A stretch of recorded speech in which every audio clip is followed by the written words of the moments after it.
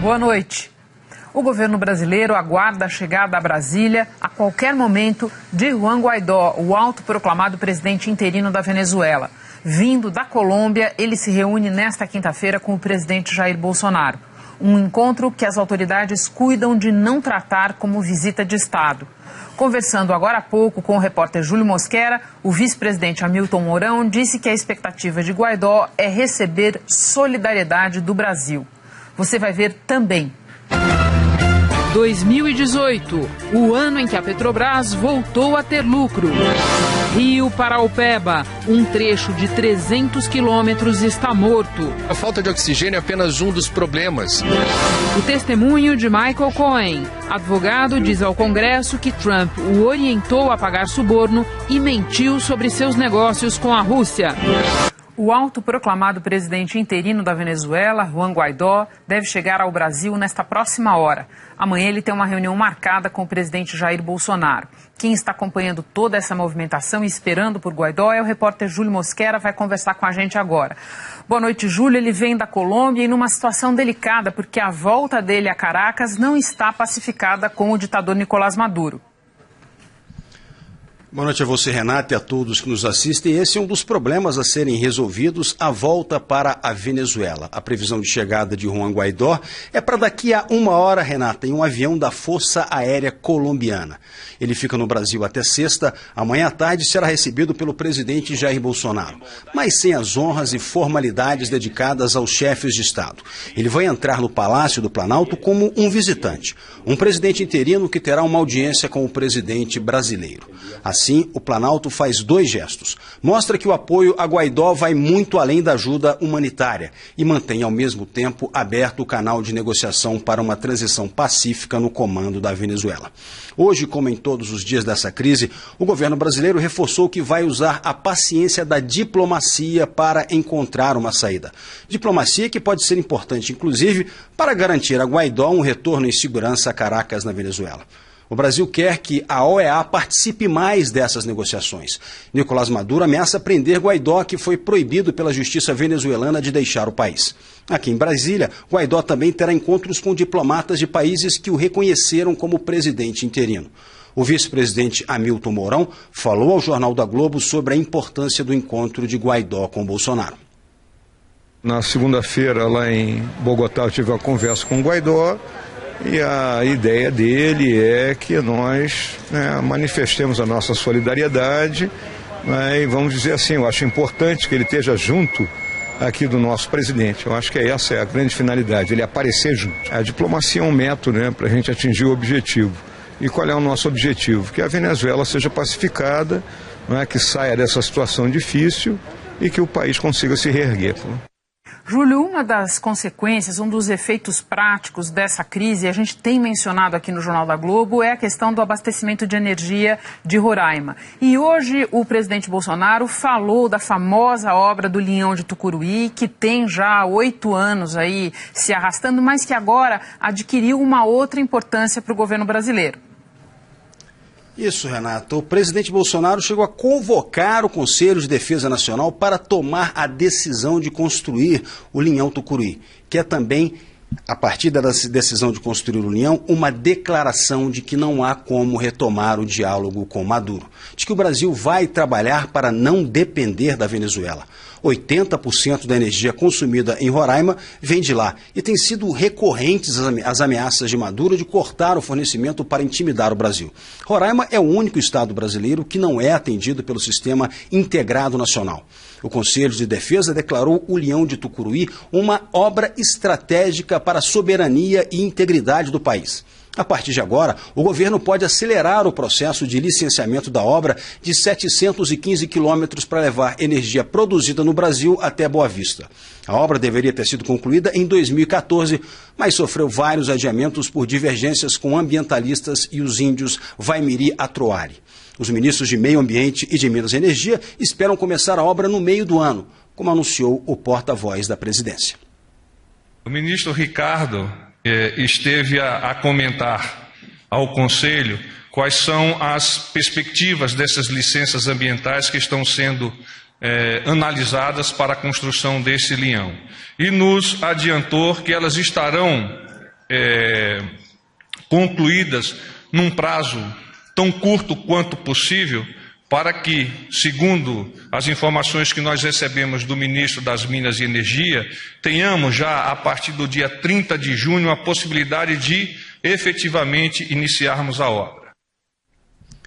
E amanhã os Estados Unidos fazem mais um movimento para isolar Nicolás Maduro. Os americanos querem que o Conselho de Segurança da ONU vote uma resolução que exige a imediata realização de eleições presidenciais na Venezuela. A Rússia, um dos poucos aliados de Maduro, apresentou uma outra resolução pedindo o reconhecimento dele como presidente venezuelano. Independentemente do efeito prático dessas resoluções, o resultado da votação deve mostrar o tamanho do isolamento político de Maduro. O vice-presidente Hamilton Mourão, Renata, disse hoje que chegou a hora de a ONU se manifestar mais claramente. Muito obrigada pelas informações. Bom trabalho aí, Júlio. A Petrobras voltou a dar lucro em 2018. Foi o primeiro resultado anual positivo desde a revelação do esquema de corrupção investigado na Operação Lava Jato. O lucro da Petrobras no ano passado chegou a quase 26 bilhões de reais. Esse é o primeiro resultado anual positivo da empresa em 5 anos e o melhor desde 2011. A Petrobras diz que o lucro reflete os bons números nas vendas de derivados de petróleo no Brasil e na exportação de petróleo, com o aumento no preço do mercado internacional e a valorização do dólar.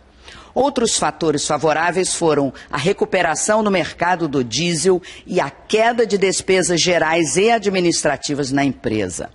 A Petrobras também destaca que houve redução de gastos com os juros porque a dívida da companhia diminuiu e houve ainda a regularização de créditos com a Eletrobras, que colaborou para o resultado sólido apresentado no ano passado. Continuando na economia, a taxa de desemprego aumentou no trimestre encerrado em janeiro, segundo dados da Pesquisa Nacional de Amostra por Domicílio do IBGE, a PNAD. O percentual de pessoas à procura de trabalho atingiu 12% nesse período. No final de outubro, a taxa era de 11,7%. Nesse período que a gente está mostrando aqui, o número de desocupados aumentou em 318 mil pessoas. Apesar de o emprego formal ter ficado estável no período, caiu o número de trabalhadores sem carteira no setor privado. Por outro lado, tem mais gente trabalhando por conta própria. Agora a gente vai falar da reforma da Previdência. O governo continuou hoje a fazer acenos para o Congresso, ao mesmo tempo em que os deputados vão apresentando as suas demandas de mudanças na proposta.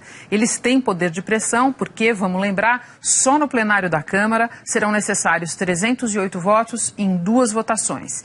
Quem está acompanhando tudo isso, essas movimentações, vai conversar com a gente agora, é a Giovana Teles. Giovana, boa noite. O discurso do governo no momento é de que aceita fazer ajustes, aceita fazer concessões, mas quer manter aquela meta de economia de R$1 trilhão em 10 anos. Como é que dá para fechar essa conta, Giovana?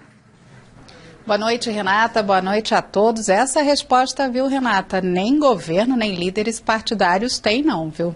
O certo é que só no mês de janeiro o rombo da Previdência divulgado hoje foi de quase 13 bilhões e 800 milhões de reais. E para o ano todo a estimativa é que o déficit seja de 218 bilhões. São números que entram nessas discussões com os parlamentares sobre a necessidade da reforma.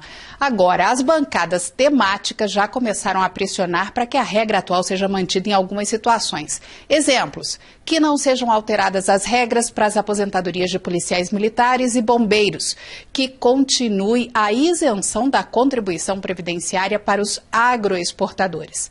Pressão, lobby, o governo vai ter que enfrentar e muitos. E a percepção nos bastidores é que a base de apoio ainda é frágil. Hoje, no almoço com líderes e presidentes das 2 casas, o ministro da Economia, Paulo Guedes, falou que o governo está aberto a discussões desde que os fundamentos e a economia prevista em 10 anos sejam mantidos. Quem disse isso foi a líder do governo no Congresso. E o ministro foi muito solícito a dizer que vai ouvir, que quer construir, mas a gente não pode desfigurar a espinha dorsal da reforma da Previdência. Vai ter a digital do Congresso? Claro que vai ter a digital do Congresso, mas sem desfigurar o que é a espinha dorsal da reforma. Giovana, vamos falar também dos estados que são personagens importantes aí nesse drama da Previdência. Muitos estão em situação financeira muito delicada e o governo está sinalizando com a perspectiva de alguma ajuda em troca de os governadores se empenharem e conseguir o apoio das suas bancadas para a reforma da Previdência. Exatamente, Renata. Pelo que o secretário do Tesouro falou, esse programa de ajuda aos estados não está fechado ainda e não seria dinheiro direto da União para os estados. O que se avalia é a possibilidade de que a União dê uma garantia para que bancos privados concedam empréstimos a estados que atualmente não podem recorrer a esses financiamentos. Hoje, dependendo da capacidade de pagamento do estado, ele recebe uma nota do Tesouro Nacional. Só podem recorrer a empréstimos os que têm as melhores notas. E esse recurso, de acordo com o secretário do Tesouro, Mansueto Almeida, tem que ser usado para os estados aplicarem em ações de aumento de arrecadação e de redução de despesas. E esse plano estadual tem que ser aprovado pelas assembleias legislativas. Na avaliação do secretário, não será um programa de fácil adesão. Isso não coloca em risco a questão fiscal, porque, ao contrário, o Estado antes tem que aprovar uma série de medidas que mostre nos nossos cálculos e do Banco Mundial que, de fato, ele está caminhando para recuperar a capacidade de pagamento em 4 anos. Então, não é um programa fácil, porque ele vai ter que fazer ajuste duro. Possivelmente, o governador não poderia dar aumento salarial por um bom período de tempo. O secretário adiantou que estados muito endividados ficam de fora, como Rio Grande do Sul e Minas Gerais. Ele estima que o programa pode beneficiar cerca de 10 estados. E está tudo interligado, né, Renata? Estados pedem ajuda há tempos. Vários governadores assumiram este ano com as contas públicas em situação muitíssimo complicada. Eles podem influenciar as bancadas, como você já falou, a aprovarem a reforma da Previdência. Os estados devem replicar internamente o que for aprovado nessa reforma. Fundamental também para ajustar as contas estaduais. Uma contrapartida para os governadores é essa ajuda aí da União para que eles consigam empréstimos para acelerar o ajuste fiscal em seu estado. Renata. Obrigada, Giovana. Noticiário internacional agora, num depoimento de mais de 7 horas na Câmara dos Deputados, Michael Cohen, advogado de Donald Trump durante uma década, acusou o presidente de ter orientado o pagamento de suborno, mentido sobre seus negócios com a Rússia e inflado o patrimônio, entre outras coisas. Ele disse que Trump é um vigarista. É importante a gente lembrar que Cohen já foi condenado a 3 anos de prisão por fraude e também por ter mentido ao Congresso num depoimento anterior. Em Nova York, o Jorge Pontual acompanhou esse depoimento, as repercussões e vai conversar com a gente agora. Boa noite, Pontual. Boa noite, Renata. Boa noite a todos. Olha, as opiniões estão divididas. Para quem não gosta de Donald Trump, foi a confirmação de que ele é um gangster. Já para quem gosta dele, foi um circo armado em torno de um mentiroso contumaz.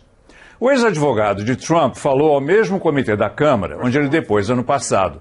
Foi quando ele mentiu e, por isso, acabou condenado a 3 anos de prisão. Pena que ele vai começar a cumprir em breve. Os deputados republicanos atacaram a credibilidade de Cohen. Insistiram que tudo que ele disse é mentira. Nem se deram ao trabalho de rebater as acusações. Cohen, muito contrito, disse que mentiu, mas não é um mentiroso. Me lembrou aquele político brasileiro que dizia, eu minto, mas só um pouco. Cohen xingou Trump de racista, vigarista, trapaceiro, mas não levou muita munição. Disse que durante a campanha de 2016, ele ouviu uma conversa telefônica na qual Trump teria sido avisado de que o Wikileaks ia vazar os e-mails roubados do Partido Democrata.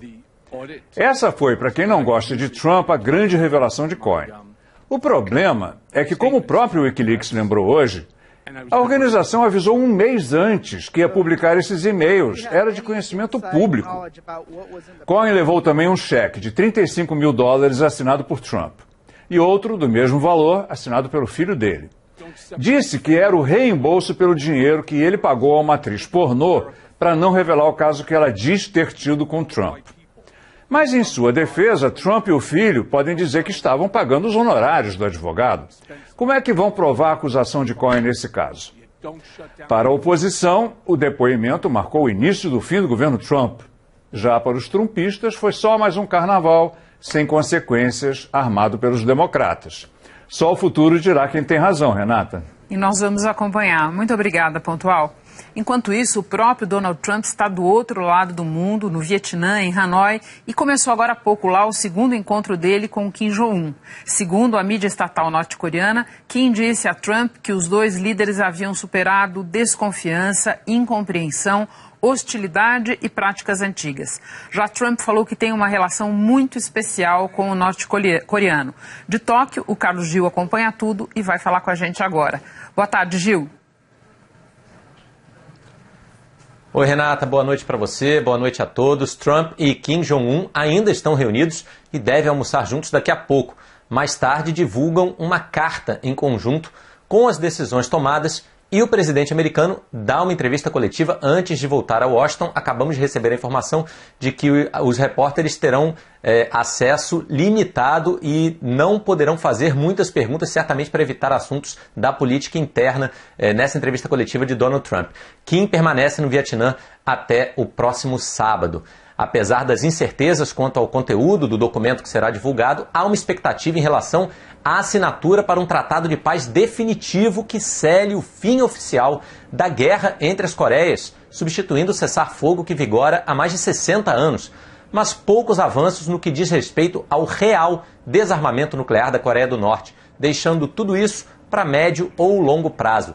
Trump disse em Hanoi que não tem pressa, que o importante é chegar ao melhor acordo. Então, poucos apostam em medidas imediatas ou mais concretas. A expectativa maior é que se chegue a outras soluções diplomáticas, como o Tratado de Paz, o relaxamento de sanções e embargos para a Coreia do Norte e a criação de escritórios de transição, uma representação americana na Coreia do Norte e vice-versa. Esses escritórios serviriam como base para a continuidade do processo, não dando a impressão de que o encontro rendeu poucos ou nenhum fruto.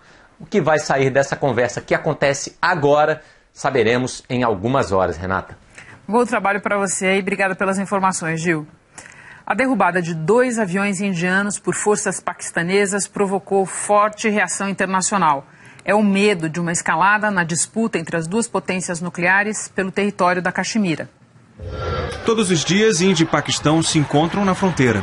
A tradicional cerimônia de troca de guarda atrai milhares de pessoas.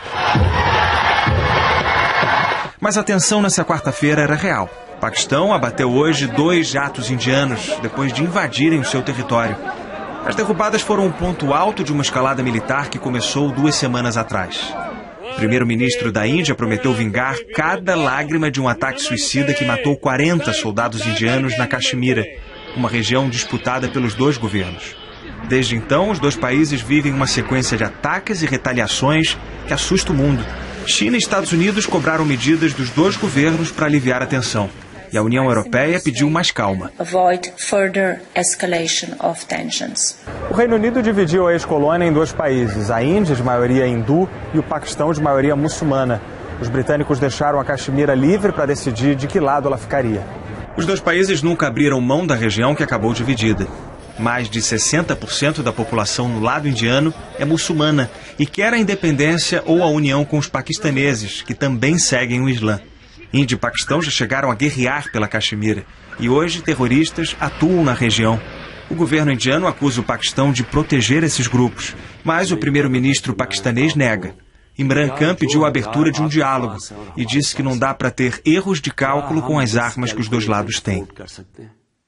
Ainda hoje, no Jornal da Globo, está interditado pela Prefeitura do Rio o centro de treinamento do Flamengo, onde houve um incêndio que matou 10 jovens jogadores do clube. Jogadores em contato com os sócios do Flamengo, na sede social do clube na Gávea, zona sul do Rio de Janeiro. Crianças à beira do alambrado para tentar chegar pertinho dos ídolos. Cenas alegres, que só existiram por causa de uma notícia longe dali, na zona oeste da cidade. Nunca uma instrução fez tanto sentido aqui no Ninho do Urubu, com a interdição do centro de treinamento do Flamengo. Hoje pela manhã, uma viatura da Guarda Municipal vai ficar aqui na frente de plantão 24 horas por dia, por tempo indeterminado. Tudo para garantir que os portões continuem fechados para quem não tem autorização de entrada. Só é permitida a circulação de quem trabalha nas obras de reforma que acontecem lá dentro e de outros funcionários do clube que chegam para recolher materiais esportivos. mas logo o portão é fechado. E aí, é possível observar o documento de interdição feito pela Prefeitura do Rio e colado ali há menos de 24 horas. Edital emitido no dia 24 de outubro de 2017, que nunca foi cumprido e que ganhou uma observação atualizada feita à caneta. Em nota, a Prefeitura diz que as portas foram lacradas e assim devem permanecer até que sejam regularizadas as pendências urbanísticas e fiscais do estabelecimento. Mesmo depois da tragédia que matou 10 jovens no dia 8, o elenco profissional do Flamengo continuou treinando no Ninho do Urubu. Fato que só mudou nesta quarta-feira. E enquanto a Gávea recebeu a visita dos jogadores profissionais, a estátua do Urubu vai seguir acompanhada de visitantes incomuns para um centro de treinamento de futebol. Os 8 funcionários da Vale, presos há 12 dias por suspeita de envolvimento no rompimento da barragem de Brumadinho, serão libertados por decisão do Superior Tribunal de Justiça. O repórter Magno Dantas está na porta da penitenciária, onde estão 6 dos 8 presos. Ele tem mais informações, vai conversar com a gente agora. Boa noite, Magno. Oi, Renata, boa noite para você também, muito boa noite a todos que nos assistem. A decisão de soltura já foi encaminhada ao juiz de Brumadinho, mas a ordem ainda não chegou aqui na penitenciária Nelson Hungria, fica na região metropolitana de Belo Horizonte, porque o fórum já estava fechado. Por isso não se sabe quando eles vão sair. Os 8 funcionários da Vale estão presos desde o dia 15. O ministro Nefe Cordeiro decidiu em favor do gerente executivo Alexandre Campanha. Ele é investigado pela prática de homicídio qualificado por causa do rompimento da barragem. E agora, todos os presos foram beneficiados pela determinação do STJ. O ministro justificou dizendo que os acusados já depuseram, não houve fuga, nem provas ou indução de testemunhas. Alexandre Campanha está preso aqui na penitenciária Nelson Hungria, junto com outros 5 colegas. 2 funcionárias estão presas na penitenciária Estevão Pinto, que fica em Belo Horizonte. E hoje a agência Moody's retirou o grau de investimento da Vale ao reduzir a nota de classificação. E ainda pôs a perspectiva da nota no negativo, exatamente por causa do desastre ambiental, do rompimento da barragem. A perspectiva da nota no negativo o impacto foi causado ao longo do prazo do desastre ambiental, viu, Renata? Não se sabe quando que essa nota aí vai ser novamente elevada. Voltamos ao estúdio. Muito obrigada, Magno. Magno falou do desastre ambiental, vamos falar agora da tragédia humana. Tem um novo número oficial de Brumadinho, os mortos são agora 182 e as pessoas ainda consideradas desaparecidas são 126. Um mês depois do rompimento da barragem, a Fundação SOS Mata Atlântica divulgou as conclusões trágicas de uma expedição pelo Rio Paraopeba. Foram mais de 300 quilômetros de viagem pelo rio Paraopeba entre Brumadinho, onde houve o rompimento da barragem da Vale, até o município de Felixlândia. Ao longo do caminho, os pesquisadores coletaram amostras de água em 22 pontos diferentes do rio. 10 apresentaram resultado ruim e 12 péssimo. No trecho analisado pelos pesquisadores, o Paraopeba é um rio morto e a falta de oxigênio é apenas um dos problemas. O maior risco é a quantidade de metais pesados, em níveis muito acima do máximo permitido pela legislação. Em média, 20 vezes acima no caso do manganês e do cromo e 360 vezes acima no caso do cobre. Os metais pesados são extremamente nocivos à saúde. Isso causa problemas que vão desde problemas de pele, de alergia por contato, a problemas gástricos, afeta os rins, pode dar vertigens, né? Enfim, como isso é cumulativo, o consumo ao longo do tempo poderá trazer problemas até de mutação para seres vivos. Segundo a Companhia de Saneamento de Minas, o rio Paraopeba abastece 20% da região metropolitana de Belo Horizonte. A captação foi suspensa logo depois do rompimento da barragem da Vale em Brumadinho. A água do rio vinha sendo usada também para irrigação, criação de animais e pesca. O SOS Mata Atlântica defende a suspensão do uso dessa água por tempo indeterminado. Em condições impossíveis de serem utilizadas pela população ribeirinha para nenhum uso da água. Ela está imprópria em toda essa extensão. Os pesquisadores também mapearam a destruição de uma área equivalente a 146 campos de futebol de florestas nativas. Metade delas era bem preservada até a chegada da lama.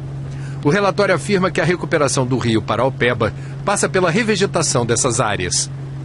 Depende de muita nossa capacidade de retirar esses sedimentos, esses metais pesados do fundo desse reservatório, senão serão necessários séculos de adaptação.